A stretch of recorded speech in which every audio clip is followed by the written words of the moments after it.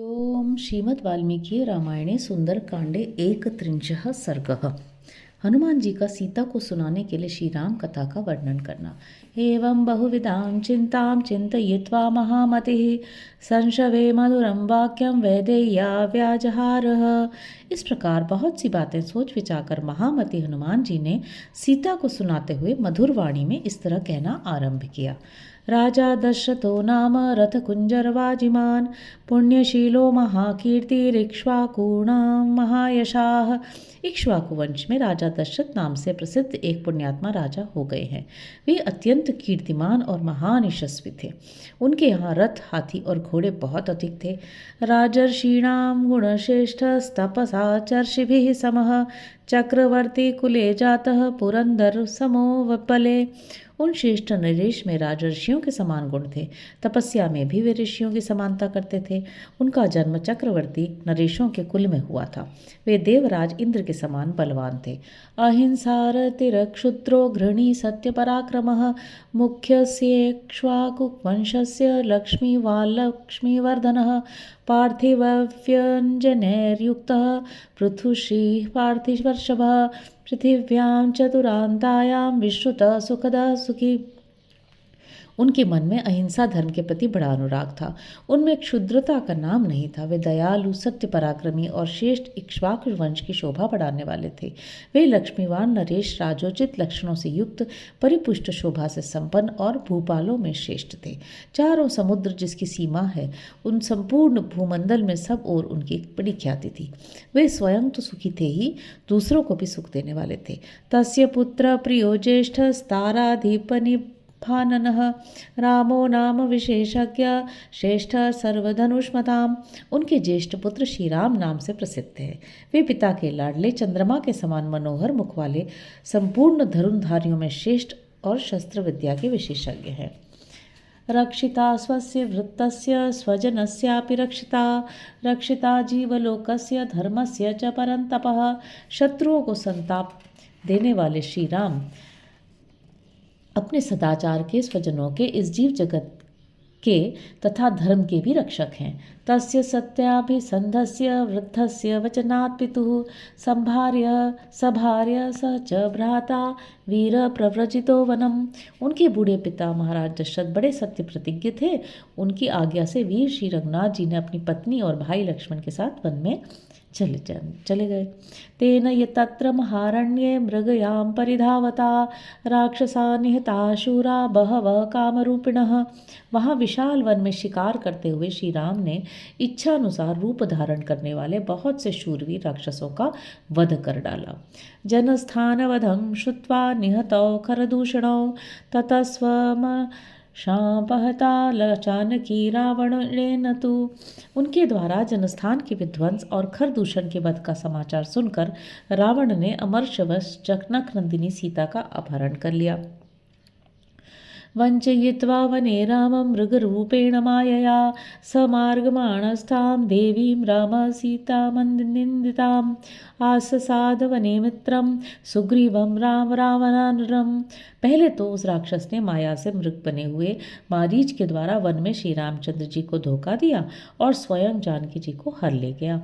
भगवान श्री राम परम साध्वी सीता देवी की खोज करते हुए मतंग वन में आकर सुग्रीव नामक वानर से मिले और उनके साथ उन्होंने मैत्री स्थापित कर ली। ततः स वालिनं हत्वा राम पर पुरंजयः आयच्छत् कपिराज्यं तु सुग्रीवाय महात्मने। तदनंतर शत्रु नगरी पर विजय पाने वाले श्री राम ने वाली का वध करके वानरों का राज्य महात्मा सुग्रीव को दे दिया। सुग्रीवेणाभिसंदिष्टा हरयः कामरूपिणः दिक्षु सर्वासुतां देवीं विचिन्वन्तः सहस्रशः। तत्पश्चात वानरराज सुग्रीव की आज्ञा से इच्छानुसार रूप धारण करने वाले हजारों वानर सीता देवी का पता लगाने के लिए संपूर्ण दिशाओं में निकले हैं। अहम संपाति वचनाच्छत् योजन मायतम तस्या हेतोर्विशालाक्ष्याः समुद्रम वेगवान प्लुतः। उन्हीं में से मैं एक हूँ। मैं संपाति के कहने से विशाल लोचना विदेह नंदिनी को खोज के लिए 100 योजन विस्तृत समुद्र को वेग पूर्वक लांग कर यहाँ आया हूँ। यथा रूपां यथा वर्णां यथा लक्ष्मवतीं च ताम् अश्रौध अश्रशं राघवस्याहं सेयमासादिता मया वीररामेव मुक्त्वास्त वाचं वानरपुङ्गवः। मैंने श्री रघुनाथ जी के मुख से जानकी जी का जैसा रूप, जैसे रंग, जैसे लक्षण सुने थे, उसके अनुरूप ही उन्हें पाया है। इतना ही कहकर वानर शिरोमणि हनुमान जी चुप हो गए। जानकी चापि तच्छ्रुत्वा विस्मयं परमं गता ततः सा वक्रकेशान्ता सुकेशी केशसंवृतम् उन्नम्य वदनं भीरु शिंशपामन्वैक्षत। उनकी बातें सुनकर जनक नंदिनी सीता को बड़ा विस्मय हुआ। उनके केश घुंघराले और बड़े ही सुंदर थे। भीरु सीता ने केशों से ढके हुए अपने मुंह को ऊपर उठाकर उस अशोक वृक्ष की ओर देखा। निशम्य सीता वचनं कपेश्च दिशश्च सर्वा प्रदिशश्च द्वीक्ष स्वयं प्रहर्षं परमं जगाम सर्वात्मना राममनुस्मरन्ति। कपि के वचन सुनकर सीता को बड़ी प्रसन्नता हुई। वे संपूर्ण वृत्तियों से भगवान श्री राम का स्मरण करती हुई समस्त दिशाओं में दृष्टि दौड़ाने लगीं। सातीर्यगूढ्वं च तथा ह्याधस्ता निरीक्षमाणा तमचिन्त्य बुद्धिं तदर्श पिङ्गाधिपते रेमात्यं वातात्मजं सूर्यमे वोदयस्थम। उन्होंने ऊपर नीचे तथा इधर उधर दृष्टिपात करके उन अचिंत्य बुद्धि वाले पवन पुत्र हनुमान को, जो वानर राज सुग्रीव के मंत्री थे, उदयाचल पर विराजमान सूर्य के समान देखा। इत्याशे श्रीमद् रामायणे वाल्मीकि आदि काव्ये सुंदरकांडे 31 सर्ग। इस प्रकार श्री वाल्मीकि निर्मित आर्ष रामायण आदि काव्य के सुंदरकांड में 31वां सर्ग पूरा हुआ। 32 सर्ग सीता जी का तर्क वितर्क। ततः शाखांतरे लीनं दृष्ट्वा चलितमानसा वेष्टितार्जुन वस्त्रं तं विद्युत्संघात पिंगलम सा ददर्श कपिं तत्र प्रश्रितं प्रियवादिनं फुल्लाशोकोत्कराभासं तप्तचामीकरे क्षणम। तब शाखा के भीतर छिपे हुए विद्युत पुंज के समान अत्यंत पिंगल वर्ण वाले और श्वेत वस्त्रधारी हनुमान जी पर उनकी दृष्टि पड़ी। फिर तो उनका चित्र चंचल हो उठा। उन्होंने देखा फूले हुए अशोक के समान अरुण कांति से प्रकाशित एक विनीत और प्रियवादी वानर डालियों के पीछे बैठा है।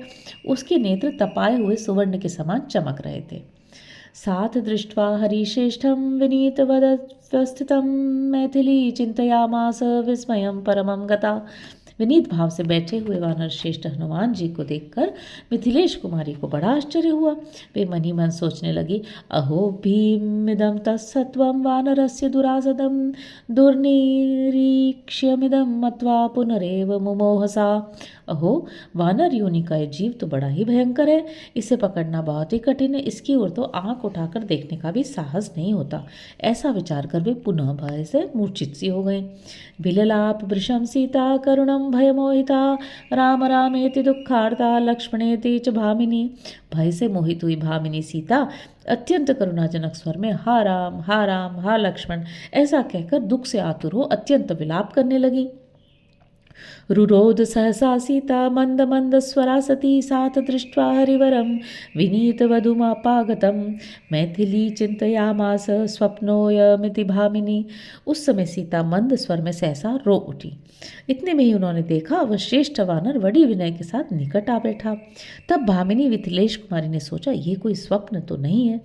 सा वीक्षवाणा पृथुभुग्न वक्त्रम शाखा मृगेन्द्रस्य यथोक्तकारम तदर्श पिंग प्रवरम महारहम वातात्मजम बुद्धिमतां वरिष्ठम। उधर दृष्टिपात करते हुए उन्होंने वानरराज सुग्रीव के आज्ञा पालक विशाल और टेढ़े मुख वाले परम आदरणीय बुद्धिमानों में श्रेष्ठ वानर प्रवर पवन पुत्र हनुमान जी को देखा। सातं समीक्ष्यैव वृषं विपन्ना गता सुकल्पेव बभूव सीता चिरेण संज्ञां प्रतिलभ्य चैवं विचिन्तयामास विशाल नेत्रा। उन्हें देखते ही सीता जी अत्यंत व्यथित होकर ऐसी दिशा को पहुंच गई मानो उनके प्राण निकल गए हों। फिर बड़ी देर से चेत होने पर विशाल लोचना विदेह राजकुमारी ने इस प्रकार विचार किया, स्वप्नो मयायं वृकतोऽद्य दृष्टः सशाखा मृगशास्त्रगणैर्निषिद्धः स्वस्त्यस्तु रामाय सलक्ष्मणाय तथा पितुर्मे जनकस्य राज्ञः। आज मैंने बड़ा बुरा स्वप्न देखा है। सपने में वानर को देखना शास्त्रों ने निषिद्ध बताया है। मेरी भगवान से प्रार्थना है कि श्री राम, लक्ष्मण और मेरे पिता जनक का मंगल हो, उन पर इस दुस्वप्न का प्रभाव न पड़े। स्वप्नो हिनायम न हिमेस्ति निद्रा शोकेन दुःखेन च पीडिताया सुखम हिमेनास्ति यतो विहीना तेनेन्दुपूर्ण प्रतिमाननेन। परंतु ये स्वप्न तो नहीं हो सकता, क्योंकि शोक और दुख से पीड़ित रहने के कारण मुझे कभी नींद आती ही नहीं। नींद उसे आती है जिसे सुख हो। मुझे तो उन पूर्ण चंद्र के समान मुख वाले श्री रघुनाथ जी से बिछुड़ जाने के कारण अब सुख सुलभ ही नहीं है। रामेति सदैव बुद्धया विचिन्त्य वाचा ब्रुवती तमेव तस्यानुरूपं च कथां तदर्थामेवं प्रपश्यामि तथा शृणोमि। मैं बुद्धि से सर्वदा राम राम ऐसा चिंतन करके वाणी द्वारा भी राम नाम का ही उच्चारण करती रहती हूँ। अतः उस विचार के अनुरूप वैसे ही अर्थ वाली ये कथा देख और सुन रही हूँ। अहम हि तस्याद्य मनोभवेन संपीडिता तद्रत सर्वभावा विचिन्तयन्ति सततं तमेव तथैव पश्यामि तथा शृणोमि। मेरा हृदय सर्वदा श्री रघुनाथ जी में ही लगा हुआ है। अतः श्री राम दर्शन की लालसा से अत्यंत पीड़ित हो सदा उन्हीं का चिंतन करती हुई उन्हीं को देखती और उन्हीं की कथा सुनती हूँ। मनोरथ स्यादिति चिंतयामि तथापि बुद्ध्यापि वितर्कयामि किं कारणं तस्य हि नास्ति रूपं सुव्यक्तरूपश्च वदत्ययं माम्। सोचती हूँ कि ये संभव है, ये मेरे मन की कोई भावना हो, तथापि बुद्धि से भी तर्क वितर्क करती हूँ कि ये जो कुछ दिखाई देता है इसका क्या कारण है। मनोरथ या मन की भावना का कोई स्थूल रूप नहीं होता, किंतु इस वानर का रूप तो स्पष्ट दिखाई दे रहा है और ये मुझसे बातचीत भी करता है। नमोस्तु वाचस्पतये सजिज्ञे स्वयं भुवे चैव हुताशनाय अनेन चोक्तं यदिदं ममाग्रतो वनौकसा तच्च तथास्तु नान्यथा। मैं वाणी के स्वामी बृहस्पति को, वज्रधारी इंद्र को, स्वयंभू ब्रह्मा जी को तथा वाणी के अधिष्ठात्र देवता अग्नि को भी नमस्कार करती हूँ। इस वनवासी वानर ने मेरे सामने जो कुछ भी कहा है वह सब सत्य ही उसमें सत्य हो, उसमें कुछ भी अन्यथा न हो। इतिहासे श्रीमद् रामायणे वाल्मीकि आदि काव्ये सुंदरकांडे द्वात्रिंशः सर्गः।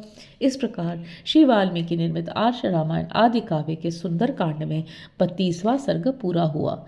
हरि ओम।